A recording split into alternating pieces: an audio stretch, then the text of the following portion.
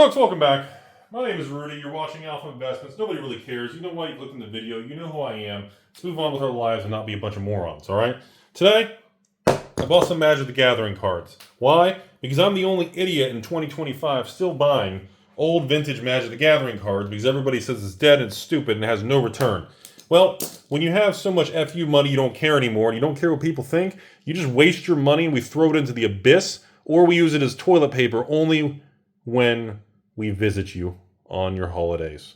Today, we talk about this. So, I bought this Mox right here. It's graded a PSA 6. Actually has quite nice eye appeal. And quite frankly, you can see the back on why it's a 6. It's got some dents and dings, like some surface binder.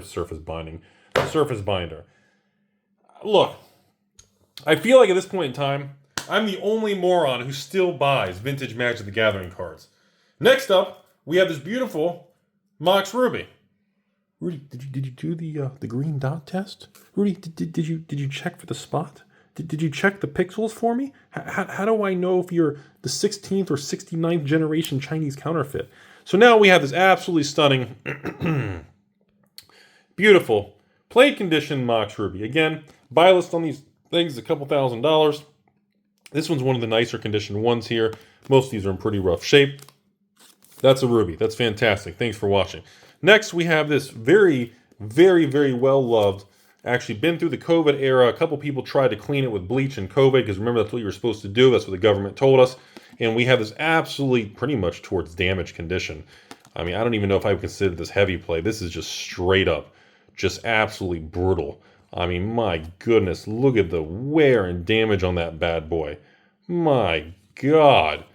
That's going to grade. I mean, maybe a CGC 10 still. It'd be Beckett 9.5, but I won't get a 10 out of that bad boy. So that is definitely one of our more heavy played. Just so everybody knows, this transaction here puts me over 400 pieces of unlimited Power 9. Next, we got 2 pearls that came in this transaction here. One on each. You can see this beautiful young lady there. She's got nice pearl earrings right there. We have one that looks more white and decent, actually, and this one has more yellowing around the border. This one on the left is probably one of the nicest ones in this entire collection. This sucker is so rough. You've got literal paper wearing off on the corners. That sucker is some nasty condition, man. Yellowing, covered in dirt. Now, this one's actually decent. That's probably, again, the other really nice condition card in this collection over here. Next, we got a Time Walk, okay? This is it's our blue piece of power. We got no ancestral recall in this particular transaction. I don't even, look, let me just shut up. Let me tell you all something. This video is going to get like no views, okay? Compared to all the other videos in this channel, all the new market stuff, everything going on. Me showing you guys Power 9 in 2025. Like, I might as well go outside with my pair of scissors and cut the grass. And it's the winter. And it's snowing in Florida. And I have no pants on, and I have 4 balls. You can't have 4 balls in a 2-ball society, okay? I don't even know why I'm showing these. I have like 8 collection videos I can film and share. Nobody cares anymore. No one gives 2 shits about vintage Magic the Gathering anymore. I've never seen a market condition to the point where literally no one cares. Like, look at the views, and look at the comments, like, on this type of video. It's insane. At this point in time, I told you all, it feels like a lost decade. Straight up, okay? So, look, here's the last card. We got a very, very well-loved Unlimited Black Lotus, off-centered to the right. We got yellowing on the border and everything. It's still beautiful condition. She's definitely real. But, boy, she is, look at the surface damage. My goodness, like termites tried to eat this like a Golden Corral or some buffet where nobody washed their hands. It's like patient 0 of COVID. My goodness, the condition of this thing is awful. All right, so now that you've seen some cards I spent, a bazillion dollars on, let's be very blunt about it. It's looking like this is a lost decade. Okay? A lost decade means that pretty much you're going to have a 5 to 10 year block where prices are the same as they were a decade ago. Every once in a while, financial markets, different asset classes have what they call lost decades. It's a real thing. It is a financial phenomenon. It does happen. It's very unusual, but there's usually one brick of a 10-year decade per century. So historically, if vintage Magic the Gathering does make it. 2021 was the last time this crap went up. It's been garbage since 2022, 23, 24, and now we're in 25. We're like on year 3 to 4.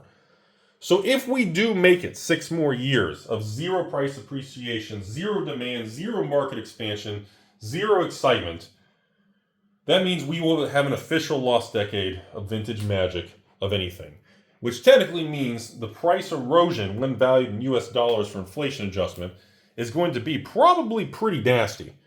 Over the next, from 2022, 23, 24, 25, all the way almost 2030, the amount of inflation that we've already incurred is probably going to be some outrageous 30 to 60% inflation in this 10-year block. Technically, when valuing these cards in US dollars, that would technically mean they have depreciated by 30 to 50 to 60% when valuing in US dollars. Now, obviously, if you value it in Bitcoin or you value it in a different currency, or you value it in bushels of corn, or if you value it in how many suction cups with vibrating black things and crowbars, that's different. But in US dollars, vintage Magic the Gathering is not a thing. Magic 30 continues to have lingering side effects that pretty much destroy the secondary market, consumer confidence, any whales or investors that want to put money into these high-end cards. That is a fact. I don't care how you feel about me. I don't care how you feel about this. This is just the reality, okay? There still remains, Wizards of the Coast learned an extremely valuable lesson with Magic 30, and that is, no, going after the reserve list, bending the rules, and screwing with it is not going to make them a fortune. If anything, it absolutely decimated the future potential, the pretty much whales, the money and things involved. And I know, there's going to be Timmys watching this video. Oh, but Rudy, those rich people deserve it. Rich people are the scum of society, and they're the reason that my toilet doesn't work on Taco Tuesdays. I understand, Princess, and that's okay. And you have a full right to your opinion, but your opinion and your feelings doesn't mean shit to me. And what I can tell you is that the complexity of the situation is very, very deep and very, very complicated. So no matter how simplified you want to make your opinion about good, people with money should lose their money. If you want to live that kind of anger and tilt in society, that's your personal prerogative. Yes, there are billionaires and people out there that are not good people. Guess what? There are broke people and homeless people that aren't good people. Guess what? There's middle-class people that aren't good people. Generalizing any subset of humans by anything. Could be gender, Rudy's hair, could be race, could be pretty much financial assets and wealth. Any generalization makes you a damn stupid, idiotic Timmy, because you cannot do that in life. There is no generalization of any category of anything. And people who live by that are complete fucking morons, okay? Because there are good and bad people in all categories and classifications of anything you want to do because you're a human meat popsicle and you're stupid. Now, back to the situation here. It does feel like we are chugging our way through a lost decade. I can tell because when I buy these collections and continue to buy Unlimited Power 9, this puts me over 400 pieces of Unlimited Power 9. I can tell the amount of demand, the amount of people who compete with me, the amount of people who want to deploy tens of thousands into Unlimited Power 9 is extremely minimal. I have very little competition, very little excitement, and this particular video you're going to notice has very, very little demand, views, and comments because this is an out of favor asset class. It is exactly like me buying 18th century, 19th century oil paintings and different antiques and watercolor paintings and Orientalist paintings and European paintings that you see in some of my videos. They are out of season, they are out of favor. Some of those paintings that you see in my videos, sold at Christie's or Sotheby's 20 years ago for $150,000, and I'm buying it today for $30,000. You want to sell me a $150,000 painting for 20 grand, you bet your ass I'm going to buy it. You want to sell me Unlimited Power 9 because it's still nowhere near it's 40% off the all-time high from 4 years ago. I'm going to deploy the resources and I'm going to take the position. I'm going to diversify. Now, does this make me smart? Not really. It just makes me kind of stubborn and moronic because, again, there is no guarantee a bull market comes back for vintage Magic. If anything, the current place I'm standing right here with no pants talking to you guys while holding my left nut, you guys can't see it thankfully on camera, but you can visualize it. I can tell you all right now, I do not see any positive signs of a bull market or price appreciation on these cards that you're looking at on this camera. If anything, this playmat by Therese Nielsen, signed by her, is probably going to appreciate in value at a higher percentage than these actual tens of thousands of dollars in cards I'm buying. Because the market has made up its mind that vintage Magic is fucking dead. And it's not going to change anytime soon. The question is, does it change in a decade? Does it change in another 4 or 5 years? Does it change in 7 years? Or is it over with? Is it just straight up over with?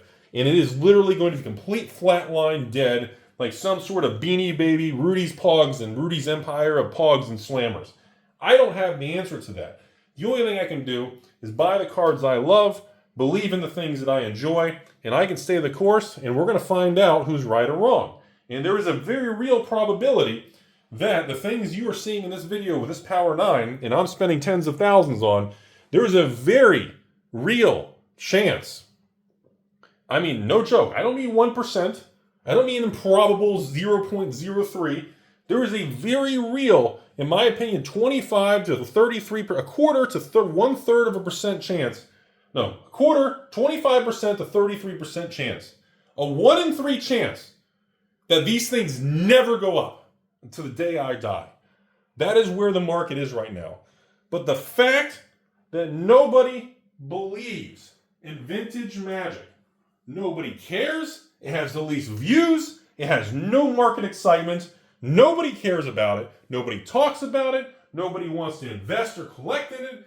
I have to continue to buy in a market where the cheese of Rudy's left nut stands alone. I am the only one left standing in this market. I do not see it changing anytime soon. Therefore, one of two possible outcomes are going to happen to me. Eventually, there will be an era where vintage high-end cards do go up in value, and I look like the ultimate hero, some sort of crazy, Rudy's a god, he predicted this, no. There's a chance at some point over the next 5, 10, 15 years, the market does turn, and I look like the smartest guy in the room. There is a very real chance that the market eventually turns and just slowly creeps up. And there's a third option. There's a very real chance absolutely nothing ever happens again. Old farts die off. Rudy can no longer sell from his left nut to his right nut. In other words, the rich one to the rich one, because there's only two people buying back and forth to try to scam everybody. You know, that whole thing that idiots on the social media machine that have no careers, they're uneducated and they smell their own farts kind of thing. Those moronic idiots. And they spend their day on social media thinking they're bettering the world, just making billionaires like tech companies even more wealthy, even though they're complete morons. They should do something. Go fucking read a book or something. So, that's where we're at. Okay? My job is to tell you, this is what I share what I do. I show you the transparency. You may like it. You may not like it. But I'm showing you what's going on, and I'm having the speech that's in my head. I'm having it on camera with you guys, and I'm here to tell you what I am buying has a very real chance of not working. The modern day Magic in younger individuals have statistically proven that collector boxes and serialized cards, which is a version of, I guess, the reserve list because they're serialized, these specific items are where the future is. It's what younger people, it's what younger players, it's what the next generation desires, demands, and connects with. That cannot be changed. What you see in this video here, me spending tens of thousands on 7 old cards and only an old fart with 4 testicles can tell you, I'm like a chair and I can't stand up, okay? Take it for what it's worth. There's my speech. I'm sorry to report to you all out there. There is still absolutely nothing positive to report on the vintage market. I have another video coming up with some of the attempted buyouts, and that's all. I hope you all have a beautiful day out there. And yeah, to shill for myself, all you guys out there and patrons, you are buying the living shit out of cheap Magic boxes from me. The amount of patrons, the amount of demand, I have hundreds of you all, if not thousands, lined up already for the new Magic Tarkir Storm. You know, I sell $100 play boxes shipped of the new Tarkir play boxes. And I've got 5,000 of these things ready to go to make sure you guys are taken care of, okay? And guess what? They're going to be in stock the next year. You can buy a case every month. You can save $100. Or you cannot buy anything. Just send me a message and say, hey, Rudy, I like your videos, bro. Hey, I'll give you a virtual hug and we can talk about life together. Past that, that's the market we're in, ladies and gentlemen. It's a wild ride. Make sure you enjoy the trip. Life is a beautiful thing. Spend it with good people, good family members, good friends. Make sure you're around people that better your life and push you in an upward direction. Do not surround yourself with people in life that bring you down, that always have problems, that make bad choices. You cut those people out. They are losers and they will drag you down. Life is beautiful. Have a good crew around you. Read, learn, and spend more time listening. Stay away from the drama. It does nothing for your life.